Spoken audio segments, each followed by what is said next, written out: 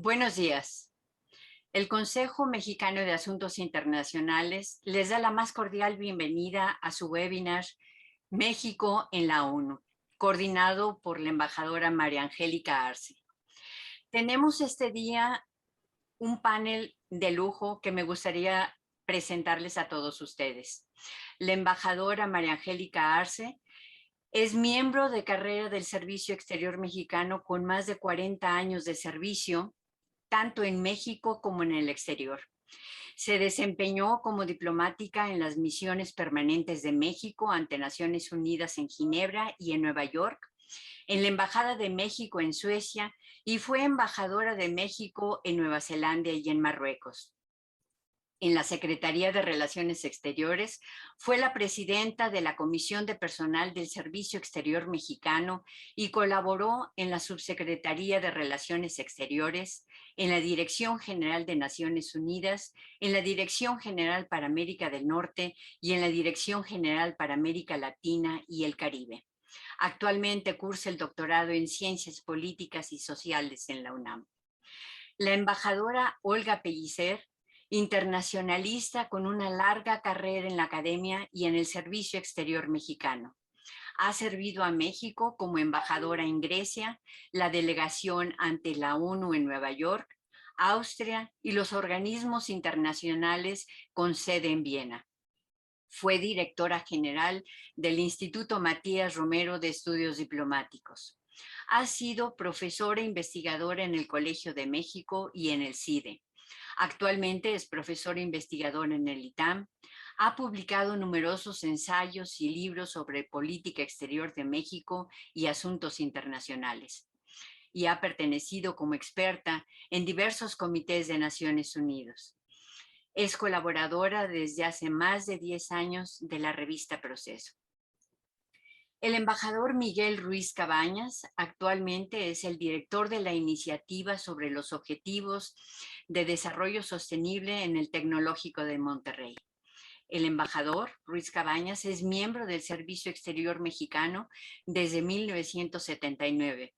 Entre sus adscripciones destacan secretario en la Misión Permanente de México ante las Naciones Unidas, jefe de asesores del subsecretario de Relaciones Exteriores, ministro en la Embajada de México en los Estados Unidos y director general para América del Norte.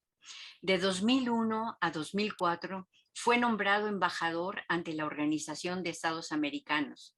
Además, ha sido embajador de México en Japón e Italia y representante de México ante los organismos internacionales con sede en Roma.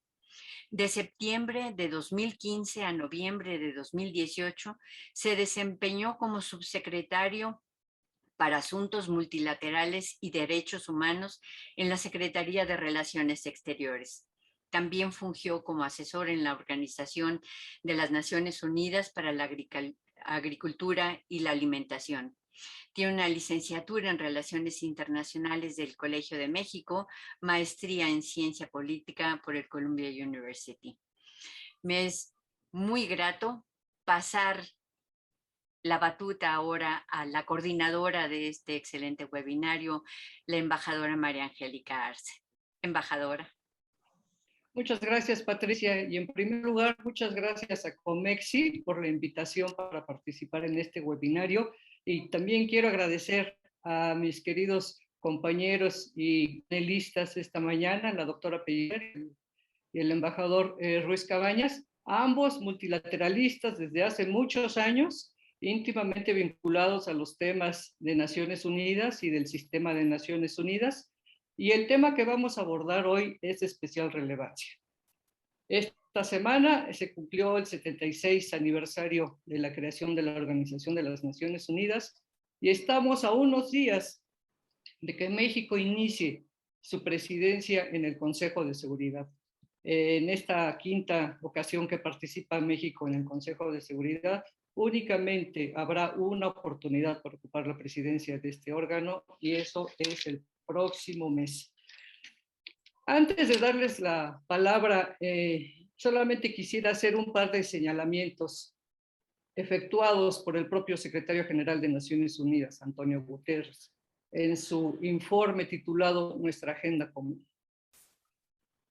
En este informe se señala, y creo que es muy pertinente para la discusión de esta mañana, que en estos momentos todos los Estados miembros de Naciones Unidas necesitan apoyar un multilateralismo más fuerte, incluyente, interconectado, para ofrecerle a las generaciones futuras un mundo común en mejores condiciones, sobre todo tomando en cuenta los efectos de la pandemia de la COVID-19.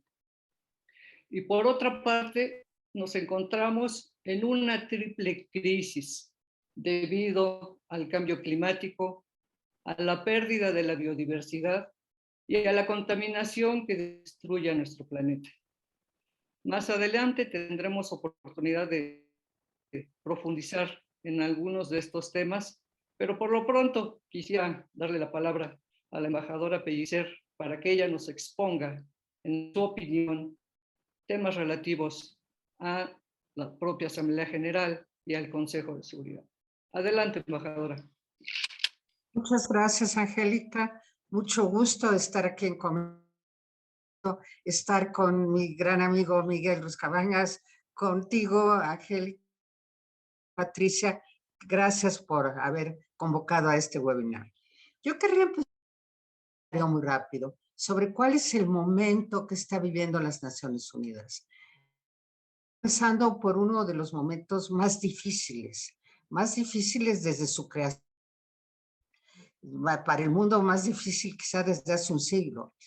Es un momento de enormes problemas sobre la mesa, que es la pandemia, una pandemia, y en segundo lugar, la aceleración del calentamiento global.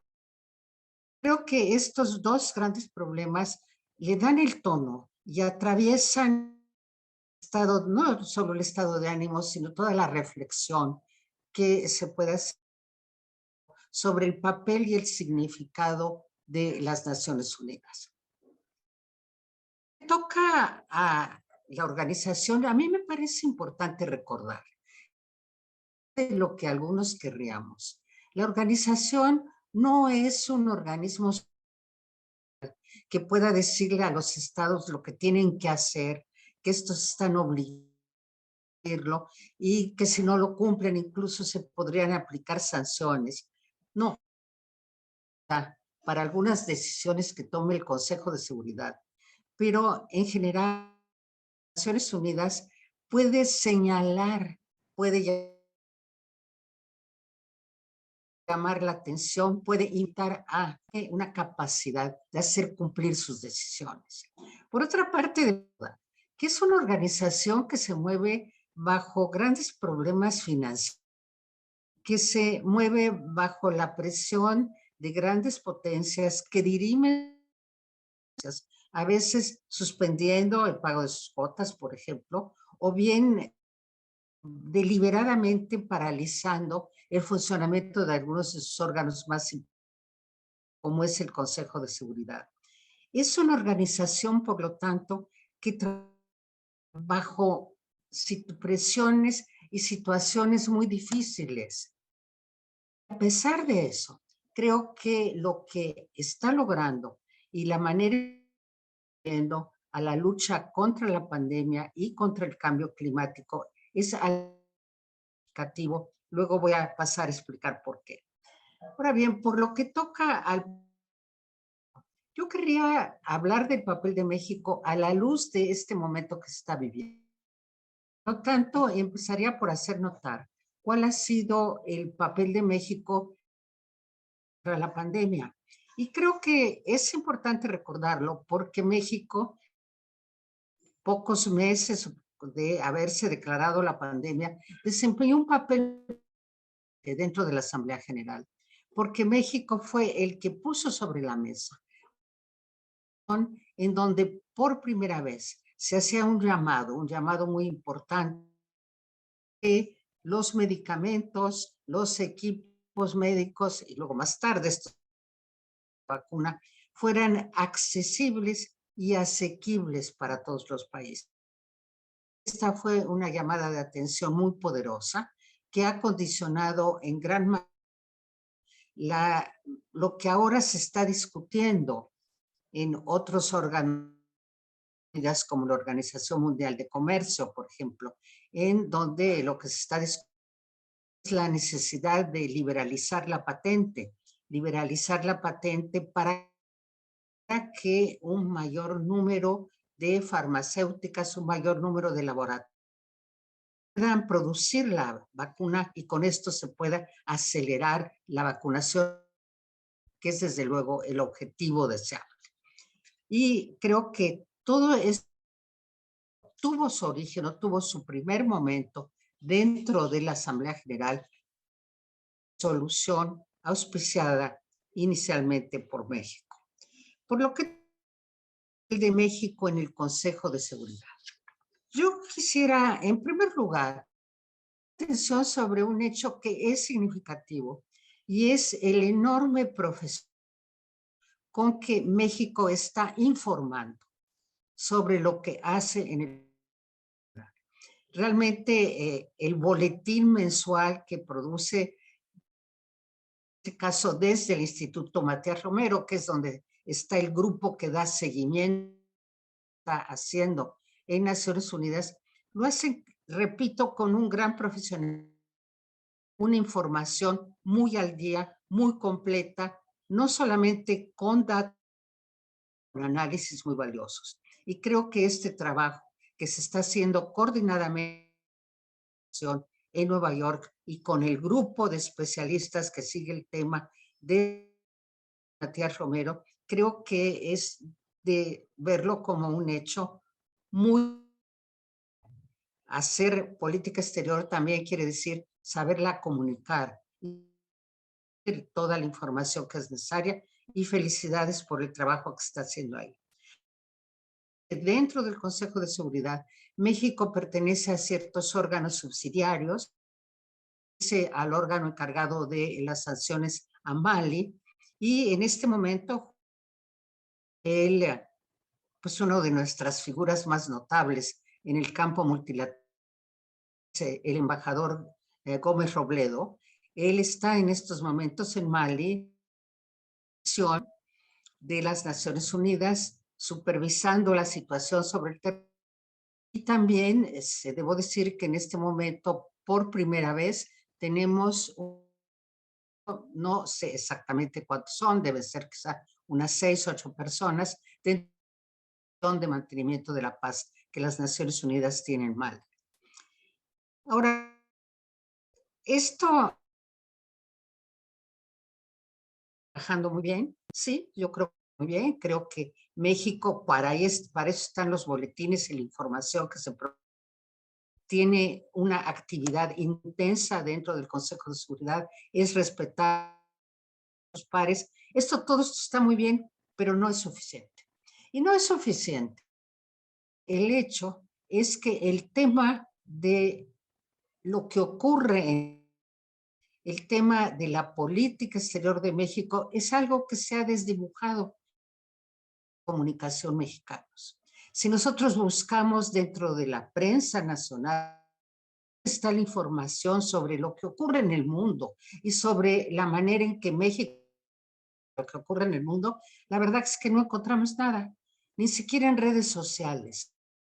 Supone que es en este momento el medio de comunicación más activo, que a mí no me gusta, pero es la realidad. Si nosotros buscamos cuál es la atención a lo que ocurre en el mundo y la manera en lo que ocurre en el mundo se transmitiendo a México, ver a México como como un país que recibe la influencia de lo que ocurre en el exterior, es un enfoque que se ha perdido, porque la verdad es que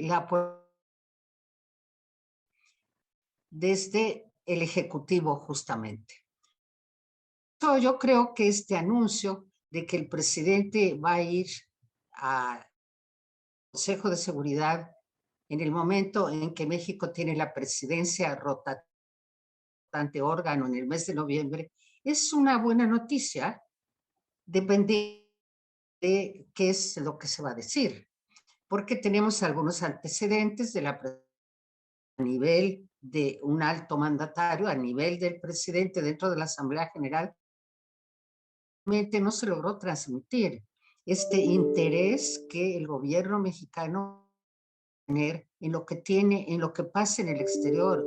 Lo que pasa en el exterior es fundamental para lo que ocurra internamente en México. Lo que pase en el exterior es necesario para orientar la interna de México. Pero esto no necesariamente está ocurriendo. Entonces yo veo con una expectativa que espero, qué es lo que vamos a decir en el Consejo de Seguridad, donde lo que vamos a decir puede representar un punto de transición para este descuido en que se ha tenido en seguir la inserción de México en el mundo como un elemento fundamental para poder orientar nuestras políticas internas. Yo lo dejaré aquí por lo pronto, Angélica, y ya después podemos conversar sobre este tema. Muchas gracias, querida Olga.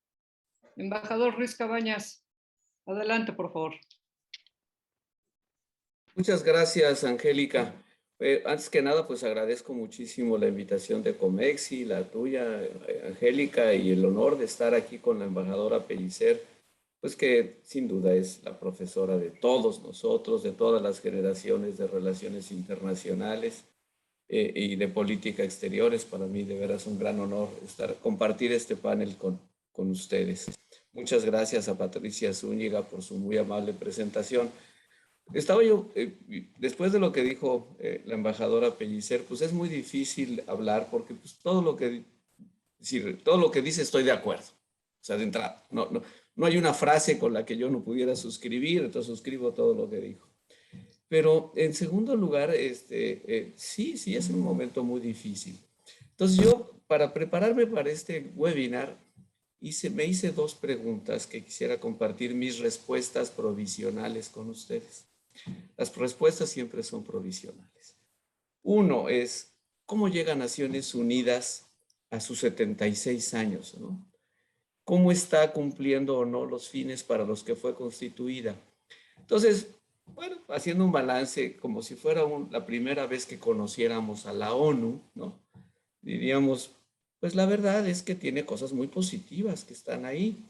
En este mundo caótico, pues es el único foro que reúne a todos los estados. Ahí están todos los estados, 293 y algunos observadores.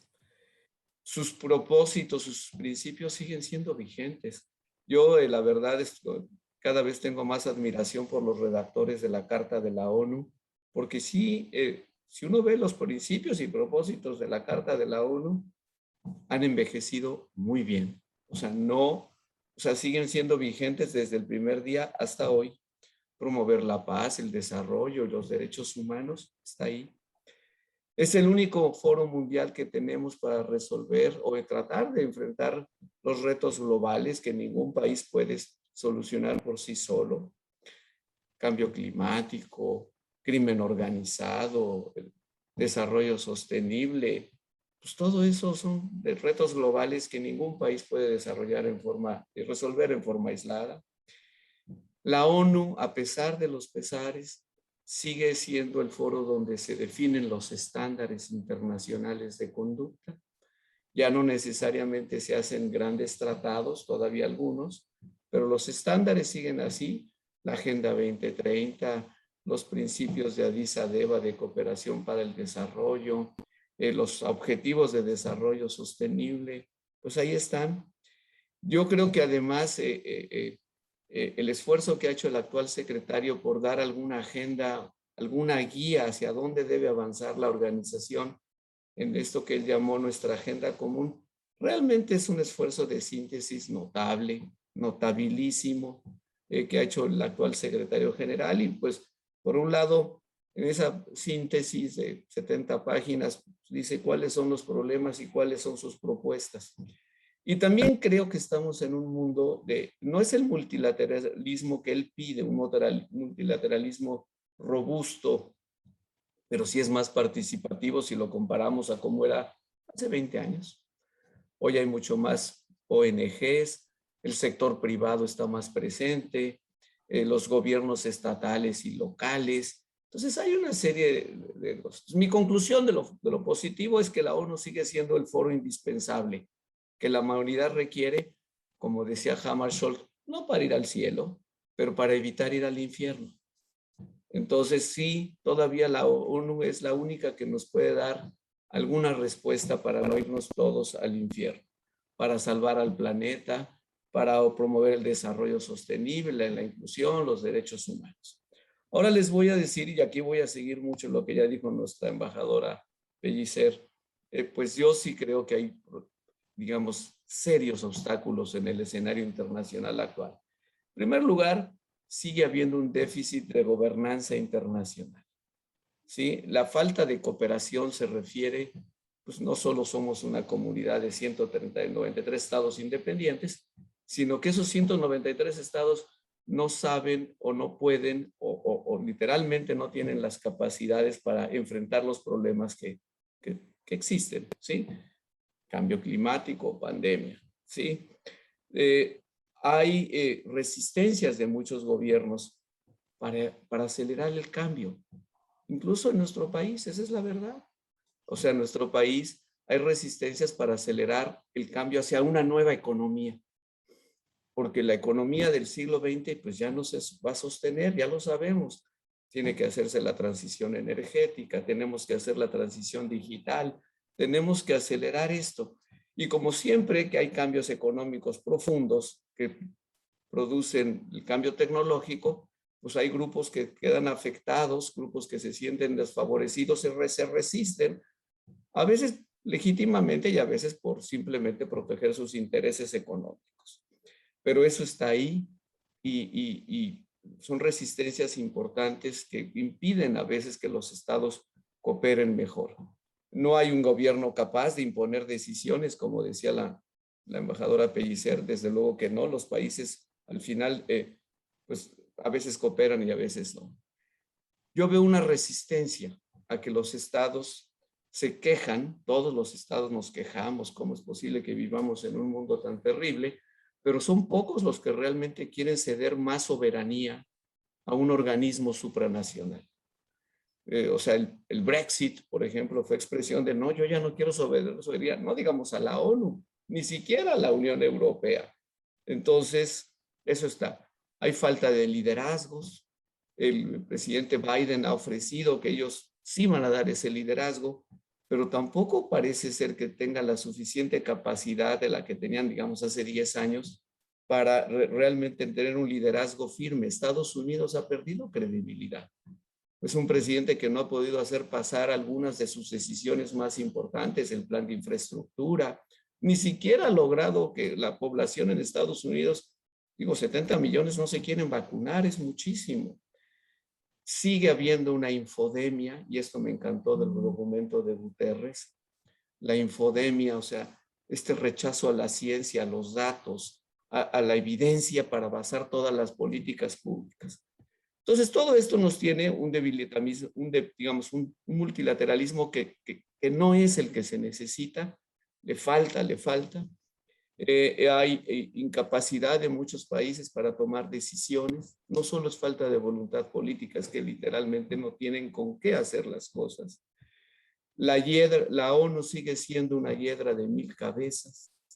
Qué difícil es reformar a la ONU. Yo recuerdo de toda mi vida que hay ahora sí la reforma de la ONU. Y ahora sí. Y pues la verdad es que vemos que no se avanza. ¿Qué ayudaría en este momento? En digamos, esas dificultades para reformar a la ONU y que sea más efectiva y que sea una especie de relación recíproca entre estados, la ONU y las ONU devuelve a los estados, etc. Yo diría que realmente los próximos 15 días son los más importantes en muchos sentidos. Creo que pocas conferencias internacionales son tan importantes como la COP26, donde se espera que sí haya avances concretos en algunos temas.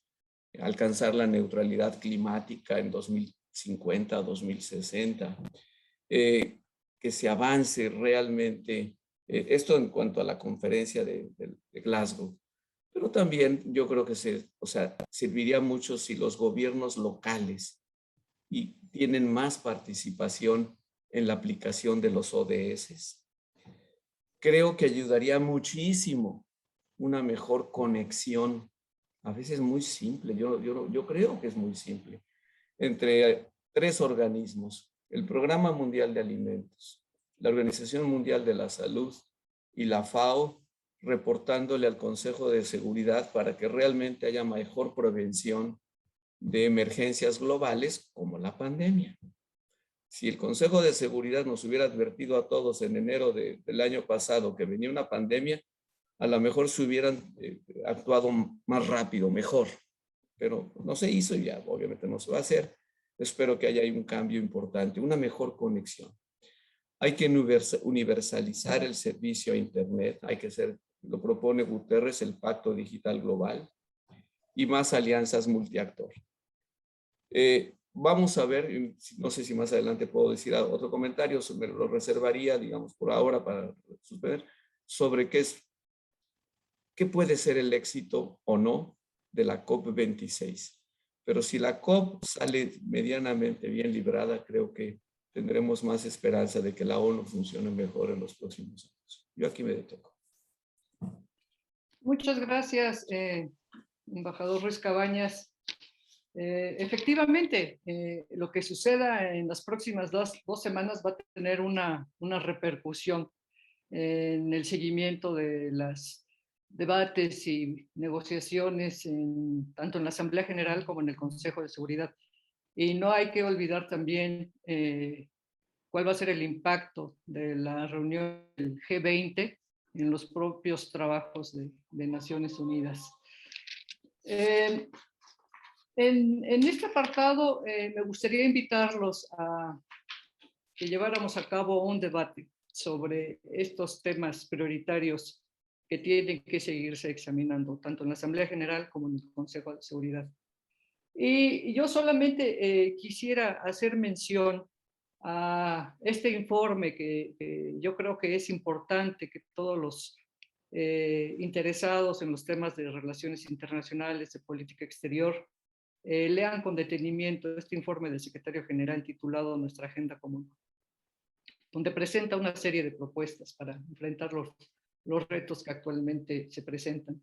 Y una de estas propuestas es que dentro de 2 años, durante el 78º periodo de sesiones de la Asamblea General, de manera paralela al segmento de alto nivel, en el mes de septiembre, se realice lo que él llama una cumbre del futuro.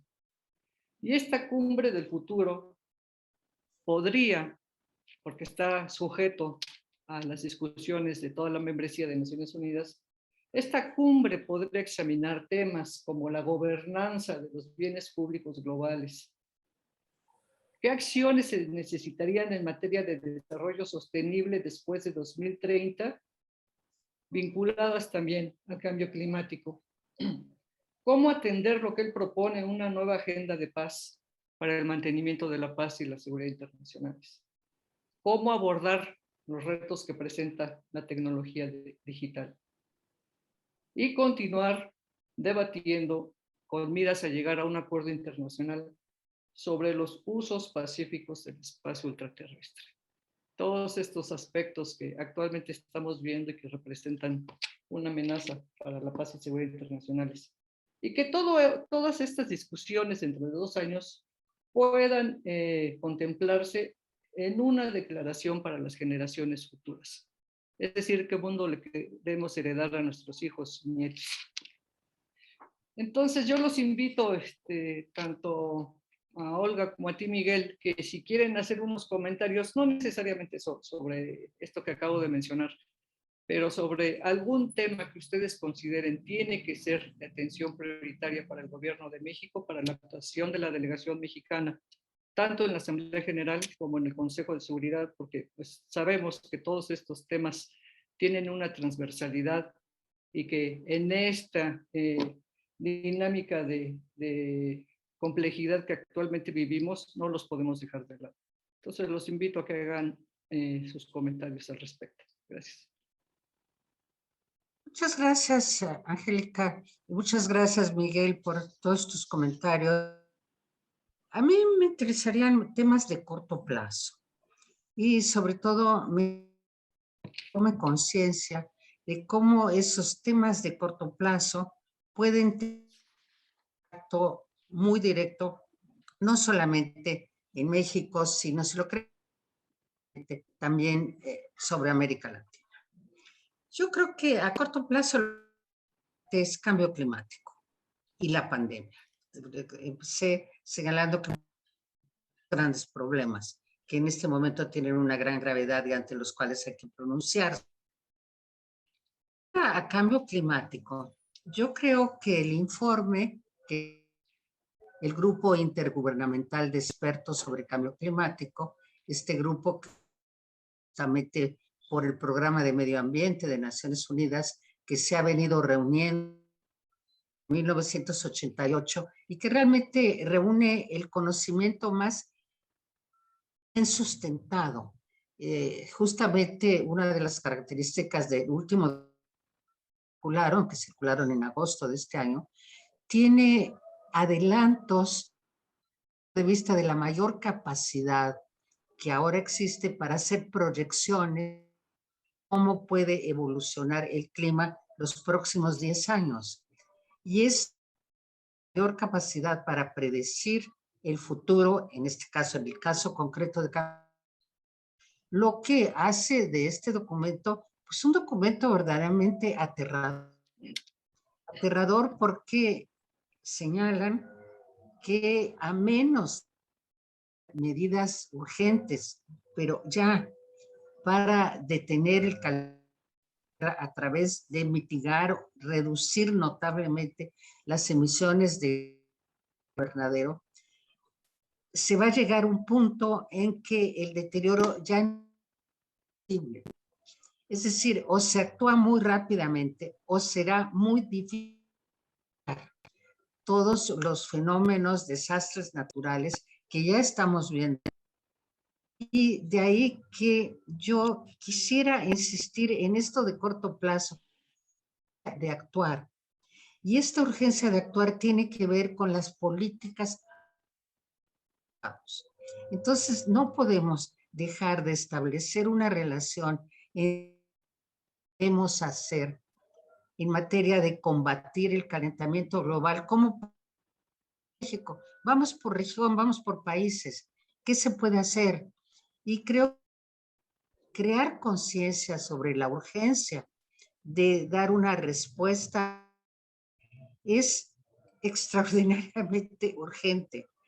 No sé, sí, me parece muy bien reflexionar sobre todo lo que se podría hacer a plazo y para el 2050, etcétera, etcétera, pero abandonar el llamado hacia la urgencia de ver la que viene, la COP26, con extremo cuidado para saber hasta estamos escapando de las amenazas que vienen o estamos adentrándonos cada vez más en un camino sin retorno. Y creo que ahí también tenemos que particularizar y ver cómo algunas discusiones, debates que en este momento se están llevando a cabo, tienen que ver mucho con esto. Hagamos esta interrelación entre la política exterior, que es muy necesaria. Es decir, cuando se discute discutiendo un proyecto de reforma energética, es necesario tener lo que va a salir de Glasgow, lo que dice el informe acababa yo de referir. Es decir, tengámoslo presente, porque de las responsabilidades que tenemos como ciudadanos, como mexicanos, analistas, como académicos. Bueno, no sé, Miguel, ¿cómo lo ves? Bueno, mira, siguiendo con esa preocupación, yo diría esto. Creo que coincido contigo que el cambio climático es terrible. La amenaza es tan gruesa como esta. Si antes de 2030 no se reduce como el 40% de las emisiones, tomando como base 2010, pues la ciencia, y aquí yo creo que hay que ser muy claros, nadie tiene, todos tenemos opiniones, pero hay datos duros, y la ciencia es la única que da datos duros. O sea, si no se logran reducciones sustantivas antes de 2030, los daños al clima serán irreversibles e incluso es difícil de prever lo que podría pasar en muchos ámbitos. Ya se sabe que los cambios climáticos están afectando todas las regiones del mundo. No hay duda. Y si no se reducen radicalmente estas emisiones, pues vamos a llegar a ese escenario terrible. El problema es que con las contribuciones actuales, no solo no se van a reducir, sino van a estar 16% más altas en el 2030 de lo que están ahora. Por esa razón, sí es muy importante que los países adopten una curva hacia 2050, donde realmente se diga, pero que la anuncien ahora, embajadora, que ya se anuncie el compromiso de llegar a la neutralidad climática, es decir, la neutralidad en las emisiones de lo que producen y lo que puede absorber la naturaleza hacia el año 2050. Si no se hace, la segunda mitad de este siglo, prevén los científicos, será terrible porque la temperatura habrá aumentado 2.7. 6 cosas concretas tendría que pasar ahora en la reunión de Glasgow, a la que tendré el enorme honor de asistir. En primer lugar, está el tema de las finanzas. Desde 2010 se prometió que los países desarrollados iban a movilizar 100,000 millones de dólares anuales a partir de 2020. No han cumplido, no lo han cumplido. Están como 25% abajo en el mejor de los casos. Entonces, si esto no se cumple, pues se cae mucho de la confianza internacional. ¿Por qué es tan importante ese dinero? Porque los países en desarrollo lo necesitan para sus planes de adaptación, no solo de mitigación, no solo para reducir emisiones, sino de adaptación para que no se les acabe el agua, para conservar los bosques, para la reforestación. O sea, todo lo que nos ayuda a las comunidades a adaptarse mejor a la elevación de la temperatura. 3, en mitigación, pues ya lo mencioné, hay que llegar a la neutralidad climática. El tema ahí es que no estoy acusando a nadie, ni mucho menos a China ni a la India, que tienen todo el derecho de no plegarse a esta propuesta, pero pues la verdad es que China produce muchas emisiones y la India también, y sin ellas no es posible pensar que vamos a reducir suficiente las emisiones. Yo tengo la impresión, puede estar equivocado, que China va a pronto a anunciar, no sé si en Glasgow o meses después, que va a bajar mucho más sus emisiones hacia el 2050. ¿Por qué pienso eso? Porque tienen la tecnología. Los chinos ya tienen la tecnología y los recursos para hacer esa gran transición económica, energética, y además quieren que sus tecnologías las adopte el resto del mundo. 4, transparencia. La manera en que contamos las emisiones unos países no es la misma manera en que lo cuentan otros. 5, a llegar a un acuerdo sobre cómo se va a aplicar el artículo 6 de los mercados de carbono, que no se ha llegado. Yo creo que ahora sí se va a llegar. Y todo lo que es acción climática. Acción climática es lo que hacen los otros actores que no son los gobiernos nacionales. Gobiernos de las ciudades, las ONGs, las empresas, todos los que podemos contribuir. Entonces, yo sí creo que ahí podemos avanzar muchísimo. Y como siempre en las conferencias no va a ser un resultado de todo o nada. Muchos dirán, fracasó si no se alcanzó la fecha de 2050. Yo creo que no. Yo creo que como siempre, Naciones Unidas, pues tienes algunas cosas positivas y otras se van a ir reuniendo después. Ese sería mi comentario, pero estoy de acuerdo contigo. Sí es un momento clave, sí es un momento muy, muy difícil donde la falta de liderazgo internacional pues puede tener efectos catastróficos. ¿Ya? Muchas gracias, Miguel, Olga, por sus comentarios.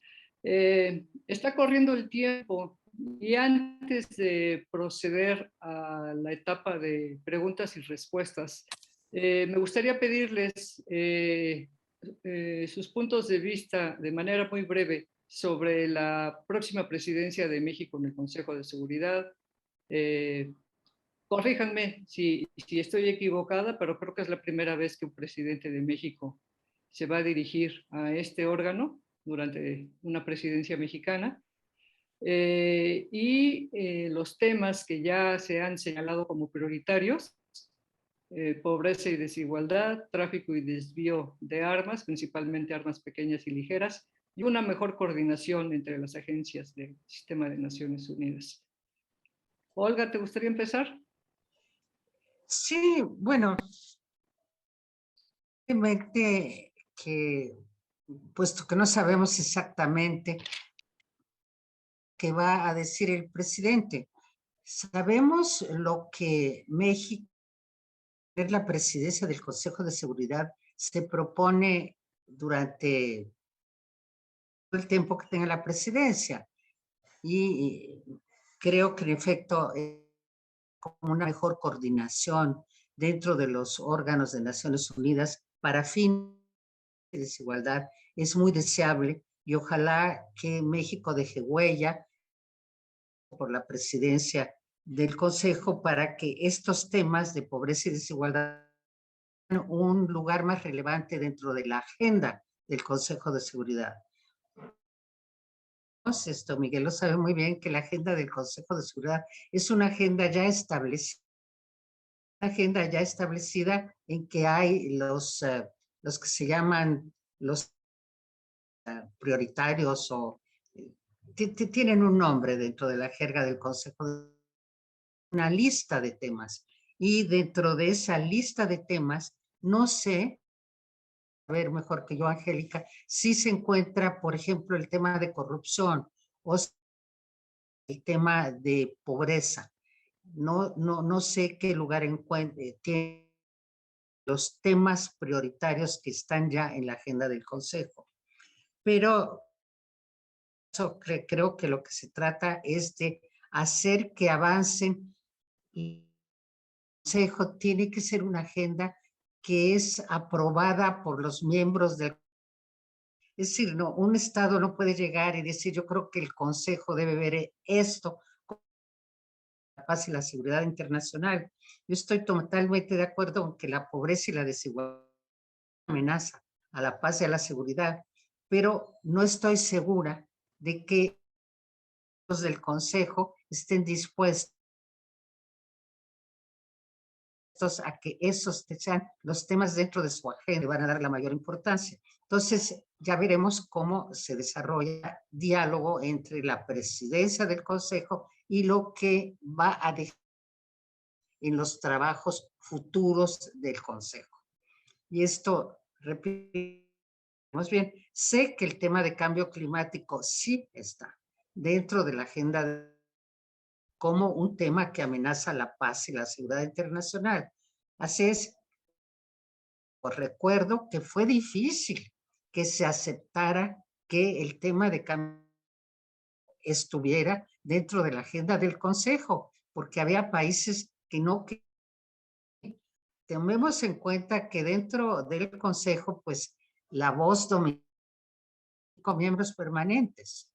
Y entonces tenemos que preguntarnos, hay de orientar los trabajos del Consejo en una dirección si los 5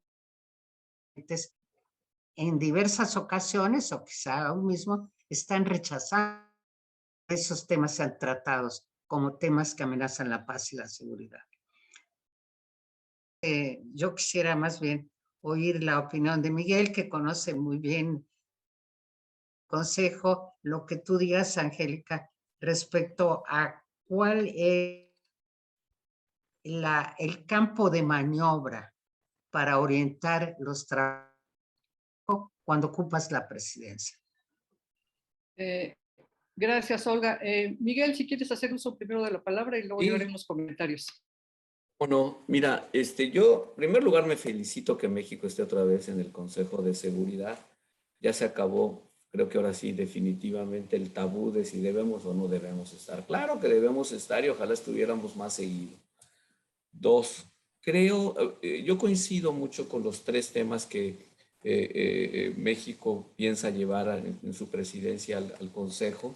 Sí, una, porque simplemente pues, pobreza, no es que ahí se van a tomar las soluciones, pero es un poco advertencia al Consejo de que a veces la pobreza extrema combinado con situaciones, pues es el origen de los conflictos.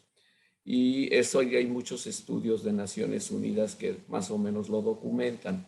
Está bien que se ponga énfasis en este tipo de situaciones. Hay un estudio que se llama reciente Pathways for Peace del Banco Mundial y Naciones Unidas, donde dice de los 30 conflictos que más o menos existen en el mundo, la mayoría son internos y son pobreza extrema y discriminación étnica como la raíz de esos conflictos. Entonces es interesante que el Consejo lo lleve y que México diga, esto, para mí esto es importante. Dos, creo que lo que ha ocurrido en los últimos años, y yo la verdad también me felicito de eso, es que pues en los últimos 15 años las nuevas amenazas a la paz y a la seguridad pues son esas.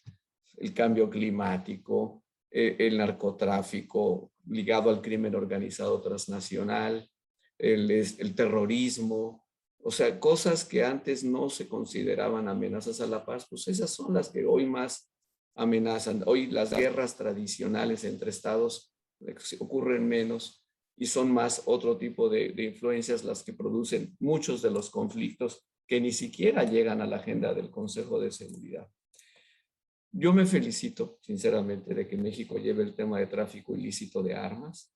México es el campeón del desarme nuclear, todos lo sabemos, qué bueno, muy honroso.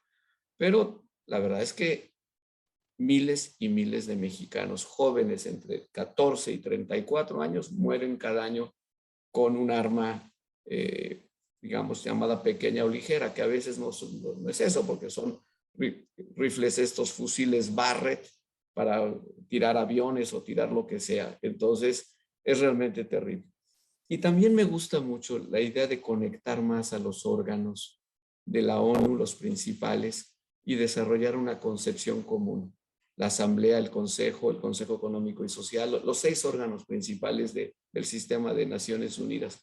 A mí me gustaría que se conectara más, ya dije con cuáles, con los que creo que también están influyendo mucho en la generación de estos conflictos. Tengo una visión parcial porque pues, estuve en la FAO y me hice un estudio y me encontré que, pues sí, que precisamente cuando tú le impides a una población alimentarse, generalmente hay rebelión.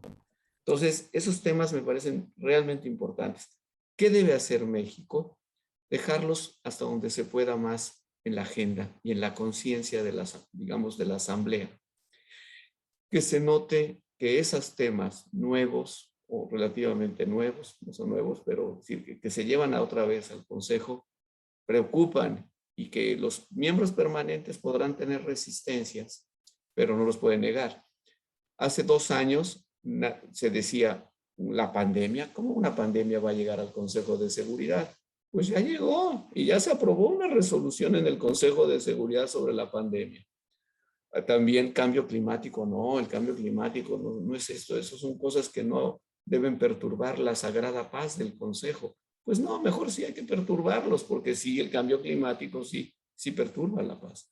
Entonces, creo que está bien, que coincido con la embajadora Pellicer, buenísimo labor que está haciendo la misión de México y Matías Romero, nos tienen puntualmente informados de todo lo que pasa y eso está muy bien. Yo sé que el presidente Calderón sí estuvo en el Consejo de Seguridad. Lo que no recuerdo es si estuvo en la presidencia de México. Creo que no, sino que hubo una convocatoria que fuera una reunión del Consejo de Seguridad a nivel de jefes de Estado y él atendió la reunión. Y qué bueno. Qué bueno que el presidente va, como dice también la embajadora Pellicer, bueno, vamos a ver cuál es su mensaje. Pero si es de las prioridades que México dijo que iba a llevar, pues me parece muy bien. Vamos a ver. Muchas gracias a los dos por sus comentarios. Yo solamente quisiera decir que efectivamente el Consejo de Seguridad ya tiene en su agenda temas que de manera recurrente examina y es básicamente las situaciones actuales en conflicto. En el caso de la presidencia mexicana, pues va a seguir examinando los conflictos que tienen lugar en África. Desgraciadamente también la falta de solución a las tensiones en el Medio Oriente y más lo que por cuestiones coyunturales llega a presentarse. Pero creo que el hecho de que México presente estos tres temas sustantivos es lo que le va a dar un carácter, lo que va a dejar una huella de su presidencia.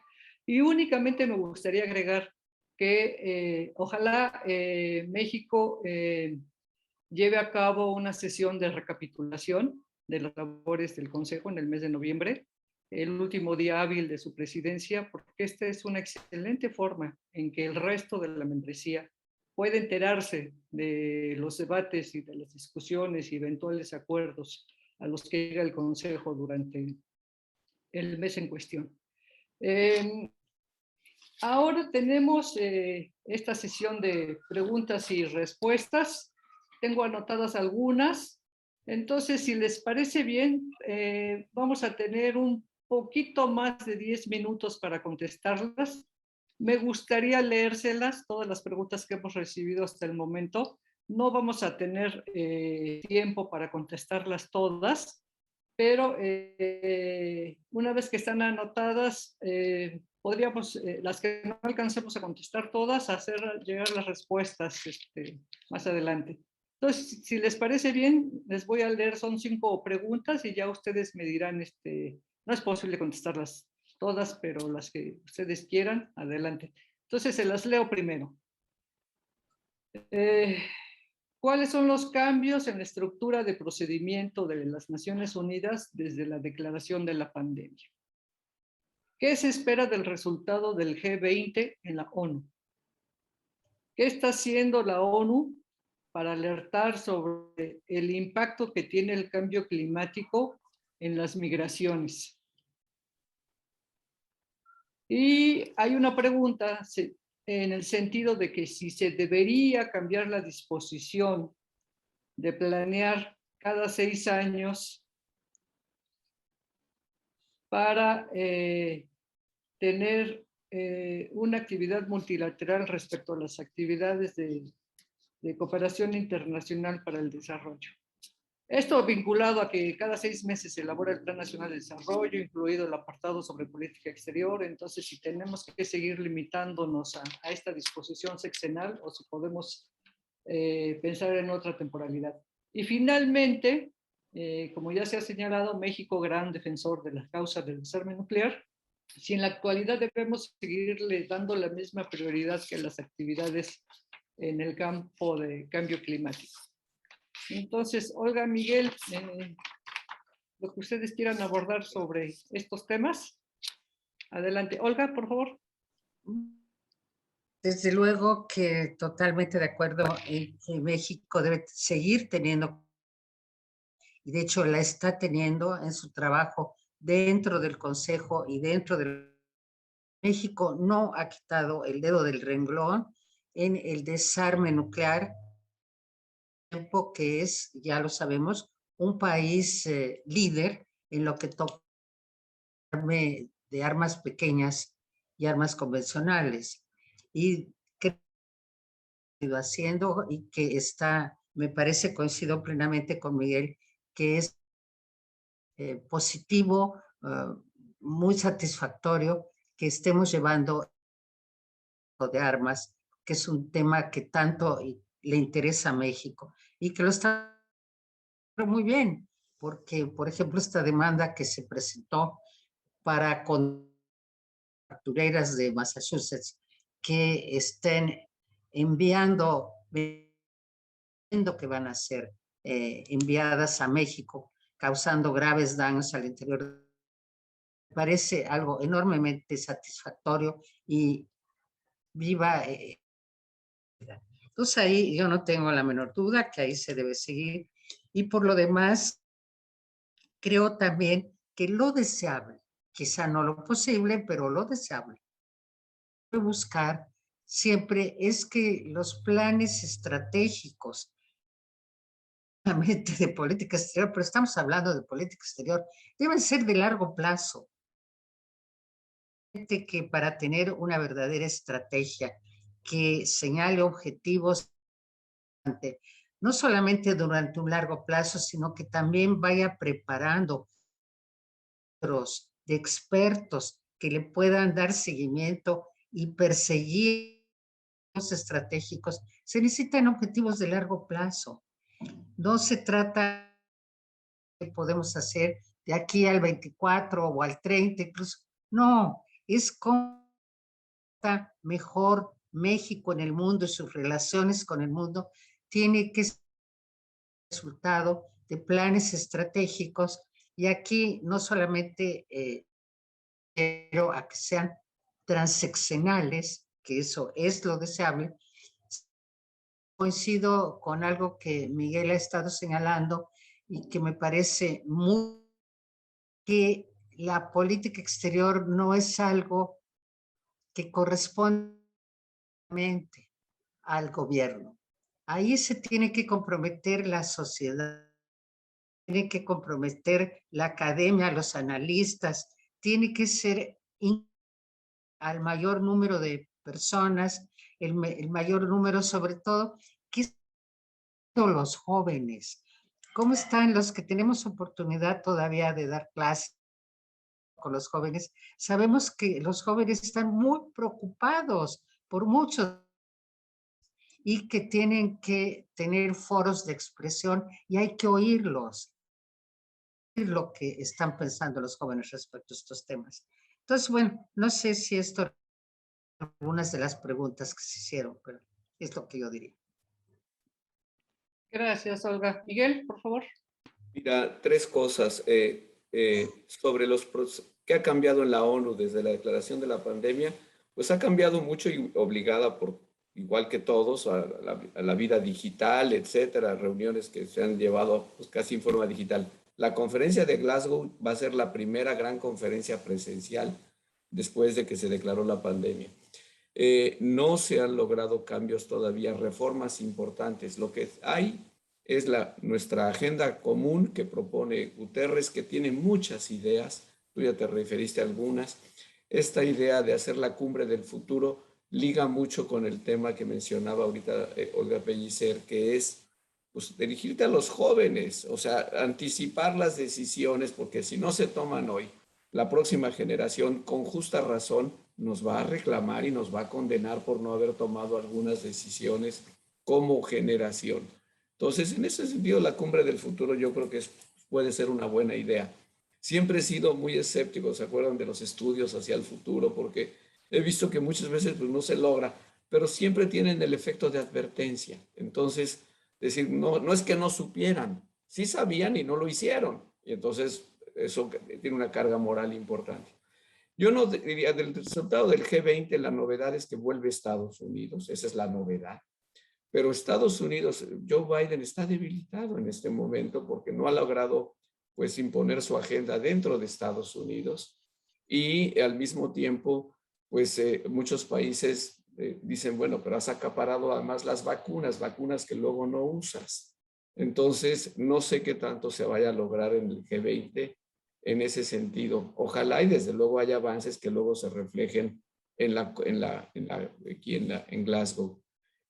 Sobre el tema de cambio climático y migración, acuérdense que no se dice mucho, yo no sé por qué, pero hay que decirlo. Hay una crisis climática en el sur de México y en Centroamérica. Gran parte de estas oleadas de migrantes son personas que primero salen de lo que se llama el corredor seco centroamericano. Y eso, pues se van a las ciudades y luego buscan migrar a Estados Unidos por cadenas que ya existen. Pero sí hay un origen climático en esto. Y esto se está repitiendo en África, en Asia, en muchos países. Y desde luego, desde México hacia Estados Unidos. Yo creo que una de las razones por el aumento muy importante de mexicanos que están buscando llegar a Estados Unidos también está ligado al cambio climático. Nos salvamos este año de la peor sequía de la historia, pero tampoco es que tengamos agua para, o sea, en muchas partes del país. Vean el mapa del, ¿no? Se ve que hay todavía, digamos, estrés hídrico, como le llaman los expertos en muchas partes de México. Y ahí me quedo. Muchas gracias por sus participaciones, por sus respuestas. Me parece que en términos generales hemos cubierto lo que podemos denominar los temas de mayor relevancia en las agendas tanto de la Asamblea General como del Consejo de Seguridad. Vamos a seguir muy de cerca qué es lo que va a pasar en estas próximas dos reuniones, la del G20 y la de la conferencia en Glasgow, en donde no hay que olvidar, tenemos a una muy distinguida mexicana al frente de este tema, la ex canciller Patricia Espinosa, compañera del Servicio Exterior también de hace muchas décadas. Pues no me queda más que agradecerle a Comexi nuevamente la invitación para la celebración de este webinario y pues desearles a todos que tengan un muy buen día. Muchas gracias por su asistencia y participación. Muchas gracias, Angélica. Gracias, embajadora. Abrazo. Muchas gracias, embajadores, y sobre todo a la embajadora Angélica Arce por la coordinación de este evento. A la embajadora Pellicer y al embajador Ruiz Cabañas, agradecemos sinceramente la valiosa información que nos han compartido el día de hoy. Buen día para todos. Gracias.